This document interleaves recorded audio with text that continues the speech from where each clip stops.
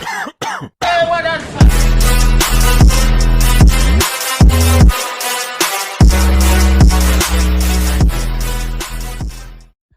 what's going on, guys? Peety here. So today we're going to be going over tips and tricks video number 3. This is basically going to be little highlights from videos that I've already made. If you want more information on these tips, go ahead and go check out the actual full video inside of my channel video log, and you can see what's going on there. But I'm just going to bring in the cliff notes for ones that I think are pretty important and let you guys watch it that way. Alright, so very first thing, we're going to go over the best tactics to pick. So obviously you get these first 3 off the start. For me, at the second tier, I go with For the Country. Very good tactic. You could go Wartime Economy here, but this fortune growth is pretty good. You don't really need population too much, but fortune growth is pretty good. It's not as good as you would think, because it's only for one area. But yeah, I would say either one of these. Next up, for tier 3, I run Blitzkrieg. Speed is so important in this game. I think Blitzkrieg is a must-have. These ones are really nice as well, Last Stand and Stand Firm, but I just use these on alt characters, and I use them to buff. So I just run Blitzkrieg on my primary character, and I suggest you do the same. Next up, we have Persuade Captive. So this one restores HP whenever you're attacking, and it's really solid, especially in the early game. Siege and Destroy is really good as well, but I highly recommend you take this one as anybody, because typically you're going to have to buff yourself. Siege plus 30% versus buildings, you can ask for that, and if someone has an alt, they can buff you with it, and not a big deal. The next one, it's going to be based on whatever you are. Like say you're Tanker, Cannoneer, or Airman. Airmen go oil. Airmen and Navy go oil. Tanker and M40s go rubber. Okay, and then finally we have life saving. This one I highly recommend having life saving on your main account. And then if you want to get Suicidal Charge, get it on your alt. The main reason is because the only people that could heal inside of your league are league mates. No allies could heal other leagues. So if everybody in your league needs to be running life saving, and then you can have alts run Suicide Charge. Okay, so that's it for tactics. Now moving right into our next thing, talking about how you should upgrade your armies. So I see this quite a bit. Using gold in this game is it needs to be very focused, otherwise you're not going to have that great of troops. So you see I run Airmen, so I have my scouts are maxed out, my C-47s by gigs, my fighters, jet fighters, Avros, and then I'm working on strats, and I'm going to start working on Douglases soon. But basically I'm going one by one, and I'm maxing out my troops that I use the most. So early game I use nothing but light tanks, and then as soon as I get done, light tanks and studs.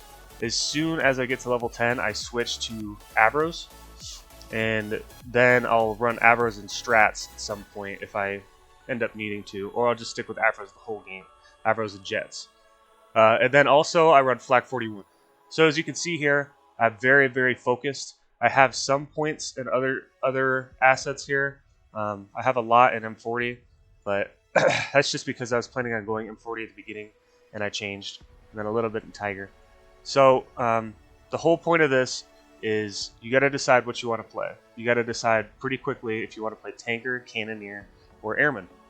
Once you do that, you need to start investing your gold coins continuously. You need to have these continuously going, because it's going to take you months to get up to 141, 138 tier, and to be able to come and get all of these techs. Okay? It's going to take you a long time to do it, and you need to stay focused on what you want to do. Like me, I flipped from Tanker to Airman, and I lost like 6 months progress, but ended up catching up, and yeah, it took a while. So if you could just decide on one right off the gate, and then decide one troop for that, then that's perfect. Now that's what you should be doing. And then to help you guys decide which one you want to do, Airman, Tanker, or Cannoneer, these are my thoughts on it. They might not be everybody's thoughts, but just from what I've seen from making videos and running stats, these are my thoughts. So Airman is really good because your bombers, they get plus 50% max ammo. That's one of the biggest reasons. Also, all of your Air Force gets speed bonuses, so you're very fast as Airmen. And then your bombers get extra damage, your jets get extra damage, and yeah, it makes your Air Force a lot stronger. And that's pretty much it. Makes your Air Force a lot stronger. Okay. So Airmen right now I think is one of the best classes. Maybe not for PvP, but it's the best for farming and just being an overwhelming force to have to deal with. Because if they don't have anti-air, you could kill any army troop on the field. So yeah. So next up we have Tanker. This is more of the ground fighting force. This is our early. I think it's more of a beginner level class, but it can be very, very good at the end. I think everybody should either be running Airman or Tanker. Cannoneer, I recently did a video talking about how good Cannoneer was, and it really isn't. Like, the M40s, M101s, all the artillery actually doesn't get that many upgrades. The main thing that gets upgrades is flak.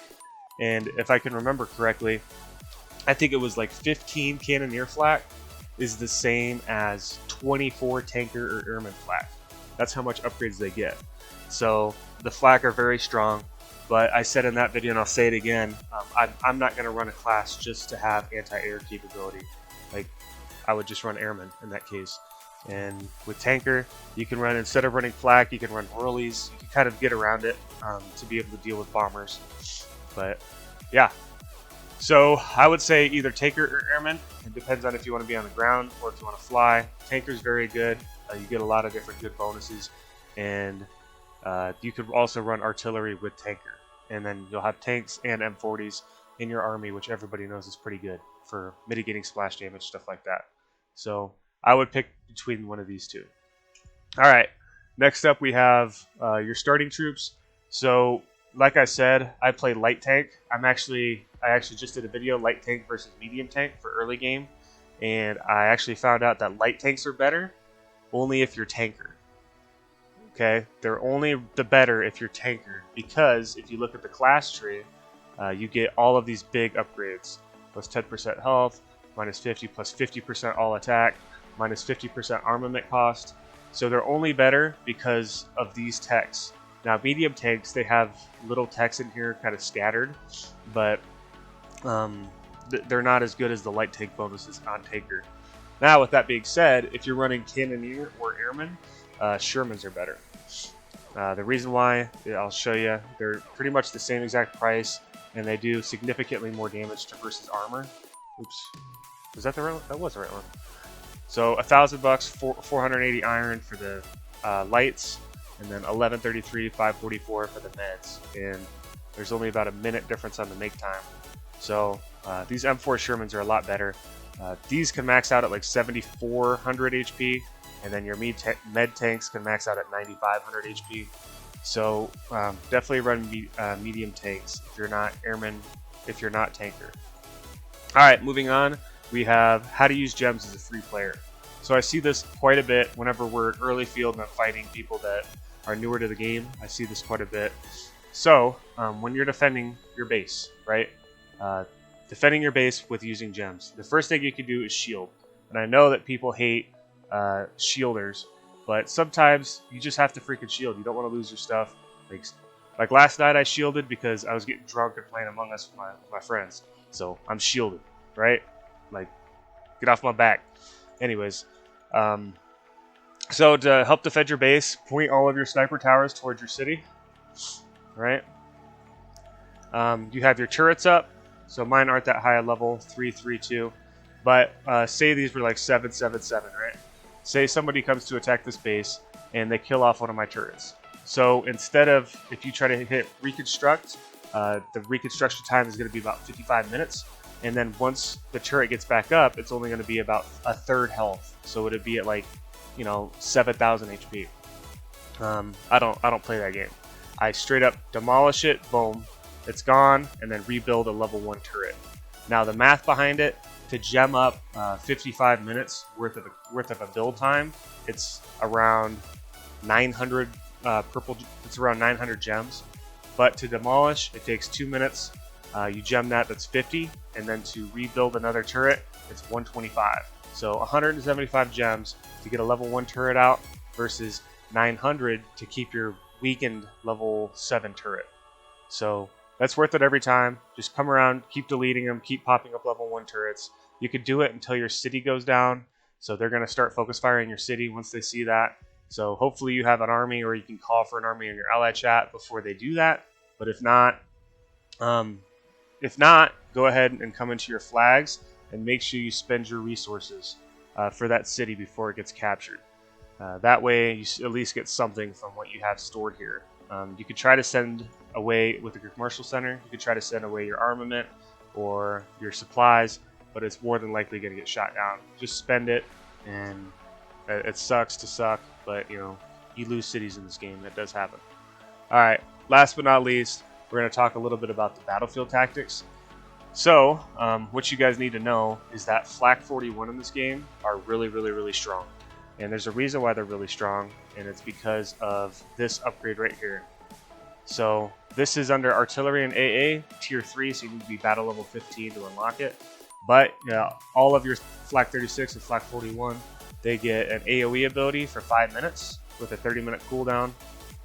Basically, this AoE immunity, AoE ability allows your Flak 41 to fire in spreads. So it'll fire within a 100-point radius. And so if bombers are coming at you, you start shooting at the front one, it's going to hit all of the bombers in that stack, and you're going to be able to try to poop them. Alright, so this is a very, very important tactic to use. One of the next ones is this Gigant Chaff one. So if you're running Air Force at all, this Gig Chaff, let me see if I have a gig. I do. So this Gig Chaff, it comes up and pops up like this, and basically just click it. Within I can't remember what the radius is. I think it said 100 or 125 point radius. All of your units receive plus 700 defense for 2 minutes. So you pop it, you get this little shield-looking thing, and then you can see your defense went up quite a bit. The coolest thing about this is you can use this for your entire Air Force. So it's not just gigs that get this bonus when you pop that. It could be all of your bombers, all of your jets, all of that stuff. And you could pop it, depending on how many gigs you have, as many times as you want. So, yeah, if you're about to push into a base and you know there's going to be a fight, have your bombers and your jets stack up on your gig, click it, click your chaff, and now all of your units will have plus 700 defense. So very solid. And then last but not least, this one's kind of overlooked, is this speed down here, plus 10% speed to all units. So this one is very, very strong. I've seen it before where I'm like maxed out. Well, I didn't know about this to begin with. And so I've seen it before where all of my scouts and jets were maxed out, and then I just barely see like other enemy jets would just be barely a little bit quicker, and I wouldn't be able to catch up to them. And I'm like, how are they so fast? This is why. Okay. So if you can, whenever you get down to it, once you finish your upgrades for whatever troop you're doing, click on this bonus speed, let this thing go while you're sleeping, and then, yeah, very important. Alrighty, so that's all I had for the tips and tricks video number 3. I appreciate you guys watching. Stay tuned. I made a ton of videos. I have a ton of videos, and this is only like 5 of them that I just covered. So I can make a lot more of these videos, give you guys a condensed version of those longer videos. And then if you want to check anything out more, go ahead and go down into my videos, and you can see them all there. So I appreciate you guys watching. Subscribe if you want to see more content. Like if you liked it, and we'll catch you guys next time. Peety out.